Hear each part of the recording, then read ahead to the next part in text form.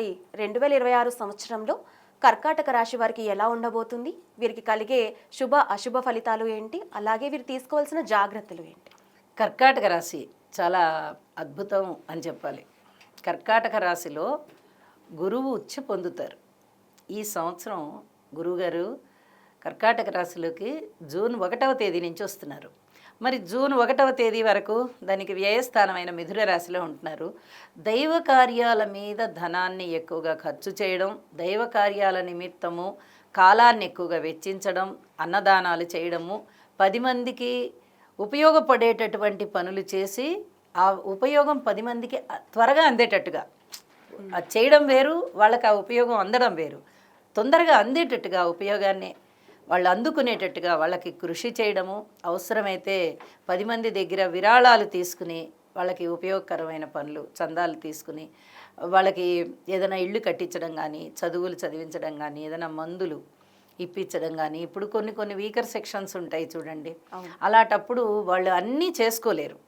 కొంచెం వాళ్ళకి ఆదాయం తక్కువగా ఉంటుంది కాబట్టి వాళ్ళకి అన్నీ చేసుకోలేరు. వాళ్ళ తరఫున వీళ్ళు నిలబడతారు. వీళ్ళు నిలబడి 10 మంది దగ్గర నుంచి ఆ సేవలు తీసుకుని వాళ్ళకి సహాయాలు చేస్తుంటారు. అలాంటివన్నీ చేయడం కానీ, ఇవన్నీ చేయడంలో వీళ్ళు సిద్ధహస్తులైపోతారు. చాలా బాగా సహాయాలు చేసి ఒక దేవుళ్ళలాగా పూజింపబడతారు వాళ్ళందరి చేత. అలాగే జూన్ 1 నుంచి కర్కాటక రాశిలోకి వస్తున్నారు కదా, ఇక వచ్చినప్పుడు రాశిలోనే ఆయన ఉచ్చ పొందుతున్నారు. కర్కాటక రాశిలో ఇంకా అద్భుతం అన్నమాట. ఎందుకంటే తన యొక్క ఉచ్చ స్థానంలో ఉన్న గురుగారు ఇంకా ఎన్ని ఇస్తారంటే, ఇంకా సాక్షాత్తు ఈయనే మా దేవుడు అనేంతగా ఎదుటి వాళ్ళని వీళ్ళు ఇంప్రెస్ చేస్తారు. వాళ్ళు కూడా వీళ్ళని బాగా నమ్ముతారు. అంత అద్భుతంగా సహాయాలు అందుకుంటారు. వీళ్ళు కూడా సహాయాలు చేస్తారు. దైవభక్తి బాగా పెరుగుతుంది. సన్మాన సత్కారాలు అందుకుంటారు. ధనము బాగా వస్తుంది. ఉన్నత విద్య బాగా వస్తుంది. విదేశాలకు వెళ్తారు. కీర్తి ప్రతిష్టలు మిన్నంటుతాయి. మామూలుగా ఏదో వీళ్ళు మంచివాళ్ళు అనిపించుకోవడం కాదు, ఒక పెద్ద ఫేమ్ వచ్చినట్టుగా. అంటే ఇప్పుడు చూడండి, మనం కొంతమంది స్టార్ల విషయంలో వింటుంటాం, రాత్రికి రాత్రి ఓవర్ నైట్ స్టార్ అయిపోయాడు అంటుంటారు. అది ఎలా వస్తుంది వాళ్ళకంటే, ఇలాంటి గ్రహస్థితులు వచ్చినప్పుడు, ఆ అద్భుతమైన గ్రహస్థితులు వాళ్ళ జన్మజాతకంలో కూడా ఉన్నాయనుకోండి, ఓవర్ నైట్ స్టార్ అయిపోతారు. అలాగే ఈ కర్కాటక రాశిలో గురువుగారు ఉచ్చ పొంది ఉంటారు కాబట్టి ఇక్కడ 4 నెలల కాలం ఉంటారు ఆయన. అవును, దగ్గర దగ్గర 5 నెలలు ఉంటారు. 5 నెలల కాలము ఇంకా ఎంత అద్భుతమైన ఫలితాలు ఇస్తారంటే, అన్ని విషయాల్లో సంతానం చాలా బాగా వృద్ధిలోకి వస్తారు. సంతానం లేని వారికి సంతానం కలుగుతారు. భార్యాభర్తల మధ్య అనుబంధాలు బాగుంటాయి. అలాగే ఇంకా సంబంధ బాంధవ్యాలు స్నేహితులతో కానీ, ఒకవేళ భార్యాభర్తలే అయినట్టయితే భార్యాభర్తలతో కానీ, బంధువులతో కానీ, ఎవరితోటైనా అద్భుతమైన స్నేహ స్వభావం ఉంటుంది. చాలా చాలా అద్భుతంగా ఉంటుంది. చెప్పడానికి మనకే అనిపిస్తుంది. మళ్ళీ 12 సంవత్సరాల తర్వాత ఉచ్చ పొందుతారు ఆయన. ఇదే రాశిలోకి మళ్ళీ 12 సంవత్సరాలకు వస్తారు. ఇక అప్పటి వరకు కూడా ఎవరు చేసిన మేలుని మర్చిపోరు. అంత అద్భుతంగా వీళ్ళు చేసిన మేలు ఉంటూ వీళ్ళని మర్చిపోకుండా కొన్ని సంవత్సరాల పాటు అలా గుర్తుంచుకుంటారనమాట. అంత అద్భుతమైన ఫలితాలు ఉంటాయి. వివాహం కాదు అసలు, నాకు 40 ఏళ్ళు వచ్చినా 45 ఏళ్ళు వచ్చినా మాకు అసలు వివాహం కాలేదండి ఇంతవరకు, మేము చాలా ఇబ్బందులు పడుతున్నాం అనే వాళ్ళకి ఈ ఖచ్చితంగా వివాహం అవుతుంది. అలాగే తండ్రి గారి వైపు నుంచి ఉన్నత స్థితికి వెళ్తారు. తండ్రి గారి వైపు ఎవరైనా కానీ వాళ్ళకు కూడా స్థితులు సహకరించాలి. ఇప్పుడు మనం గోచారం చెప్పుకుంటున్నాం, 100% ఇలాగే ఉంటుందని కాదు. అవతల వాళ్ళ జాతకం కూడా కొంచెం బాగుంది అనిపించింది అంటే ఇంకా ఈ రకమైనటువంటి గ్రహస్థితుల వల్ల వాళ్ళు కూడా జీవితంలో స్థిరపడిపోతారు. అట్లా బ్రహ్మాండమైన స్థితికి వెళ్ళిపోతారు. ఇప్పుడు అక్టోబర్ 31 వరకు ఈ స్థితి ఉంటుంది. ఆ తరువాత ద్వితీయంలోకి వస్తున్నారు గురుగారు, సింహరాశిలోకి వస్తున్నారు. సంవత్సరం పొడుగుతా అక్కడే ఉంటారు. ఇంకా 2 నెలల కాలం, అంటే నవంబర్ డిసెంబర్ 2 నెలల కాలం.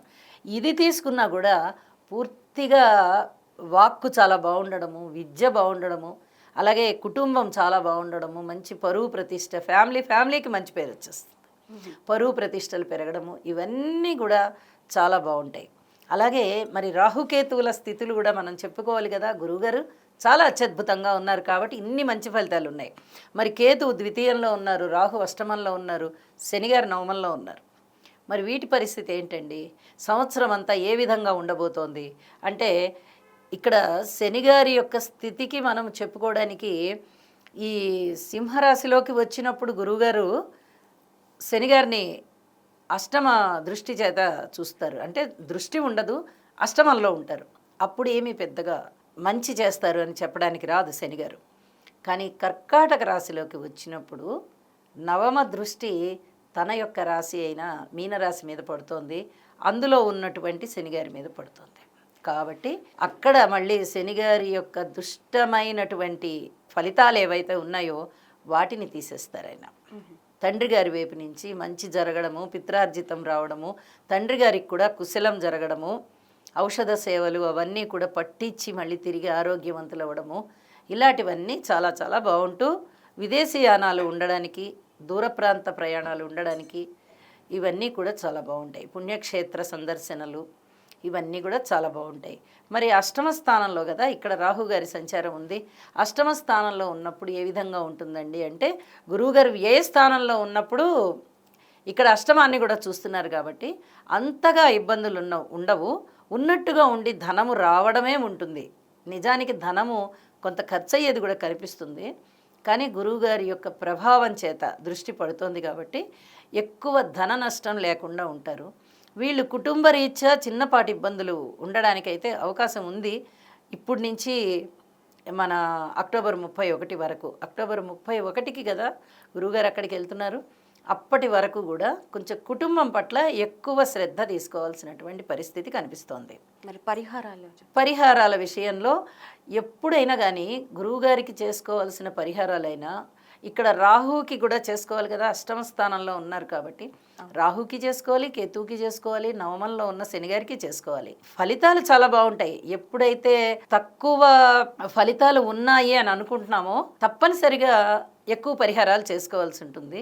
గురువుగారు ఎక్కువ ఫలితాలు ఇస్తున్నారు కాబట్టి గురువుగారిని గనక మనస్ఫూర్తిగా భక్తి శ్రద్ధలతో ప్రార్థించినట్టయితే ఈ దుష్ట ఫలితాలు ఇచ్చేటటువంటి గ్రహాలు ఏవైతే ఉన్నాయో వాటి దుష్టత్వం తగ్గిపోతుంది. కాబట్టి రాహు, కేతువు, శని స్తోత్రపారాయణాలు బాగా చేసుకుంటూ వీలైనంత వరకు నవధాన్యాలు దానం ఇవ్వడం మంచిది. ఇచ్చినట్టయితే గురువుగారి యొక్క మేలు చేసే ఫలితాలు ఇప్పుడు కర్కాటక రాశికి ఏవైతే చెప్పుకున్నామో అవన్నీ ఇంకా ఇంకా వృద్ధి చెందుతాయి.